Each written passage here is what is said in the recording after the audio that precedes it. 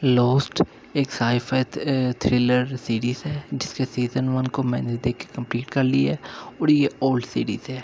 तो मैं इस सीरीज़ का रिव्यू करने वाला जिन लोगों ने अभी तक लॉस्ट सीरीज़ को नहीं देखा तो मेरे इस रिव्यू को देख कर डिसाइड कर लो उन्हें ये सीरीज़ देखी नहीं। सबसे पहले मैं बात ये क्लियर कर दूं कि ये सीरीज़ हिंदी डब में अवेलेबल नहीं है, ये इंग्लिश डब में है और इसकी एक्सप्लेनेशन वीडियो यूट्यूब पर हिंदी डब में अवेलेबल है।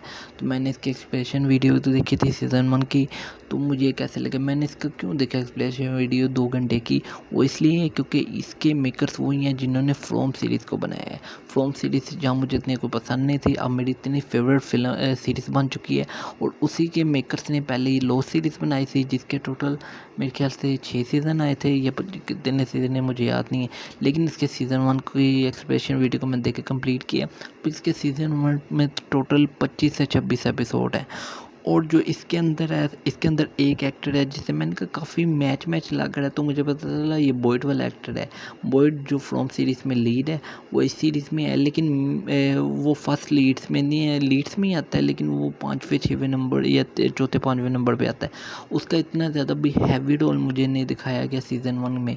उसमें बॉयड वाला एक्टर का उसके बेटे वाला एंगल दिखाया गया है, लेकिन इसके अंदर जो एक डॉक्टर होता है उसे मेन कैरेक्टर दिखाया गया जो फ्रॉम सीरीज़ में बॉयड को बनाते हैं।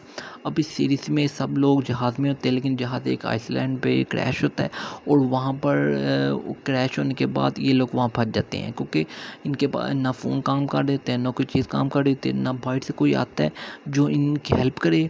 अब इन्हें फंसे हुए काफ़ी ज़्यादा दिन गुजर जाते हैं। इसके अंदर एक प्रेग्नेंट लड़की भी होती है, इसके अंदर एक ड्रग एडिक्ट भी होता है, इसके अंदर और एक चोर भी होता है। इसके अंदर वो जो मेन जो होता है ना, मेन लीड एक्टर, वो एक डॉक्टर होता है जो अपने बाप के या किसी चीज़ के गिल्ट में होता है। फिर इसके अंदर बेशुमार कैरेक्टर होते हैं। इसके अंदर एक गंजा सा बाबा होता है जिसे आइलैंड की अंदर भी कोई जो चीज़ें हैं ना वो उसे इशारा देती हैं और वो उन चीज़ों के मुताबिक ही काम करता है। अब वो उन चीज़ों के मुताबिक चीज़ें करता है। ये सीरीज़ में पता चलता है कि वो जो बाबा है वो इस आइलैंड पे आने से पहले उसकी टांगें काम नहीं करती थी, अब इस आइलैंड पे आके उसकी टांगें काम करना शुरू होती है।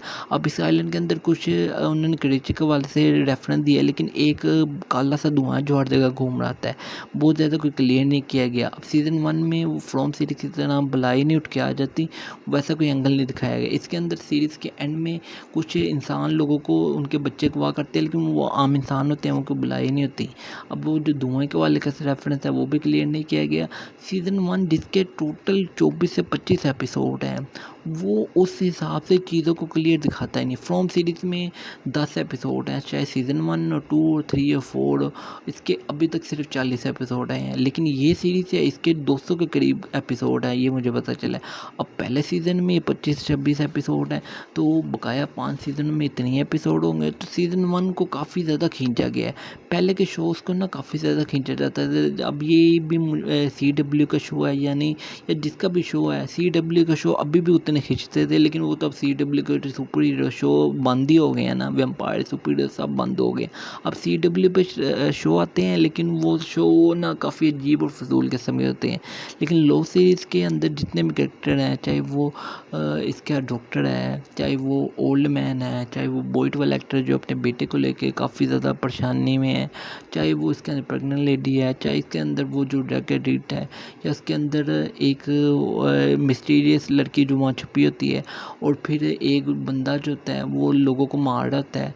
अब इसके अंदर काफ़ी कैरेक्टर्स है, लेकिन वो ना जो फ्रॉम सीरीज़ में जो मज़ा था ना सीज़न 1 में आता है, उस हिसाब का मज़ा नहीं आया। एक तो शो के एपिसोड भी काफ़ी लंबे थे, ऊपर से वो मज़े वाली फीलिंग नहीं आई। क्या पता ये ओल्ड है इसके लिए कि फ्रॉम के मेकर्स ने जो लोड सीरीज़ से जो इंस्पिरेशन ली, इसके इतने ज़्यादा एपिसोड बना के उसमें काफ़ी जो खामियाँ थी उसे इन्होंने निकाल के फ्रॉम सीरीज़ में डाले, इसीलिए फ्रॉम सीरीज़ बहुत ज़्यादा एपिक लेवल की बन गई है और अभी इसका लास्ट सीज़न आने वाला है। लेकिन लो सीरीज़ का सीज़न 1 ही उसके फ्रॉम के सीज़न 1 के सामने कुछ भी फील नहीं होता।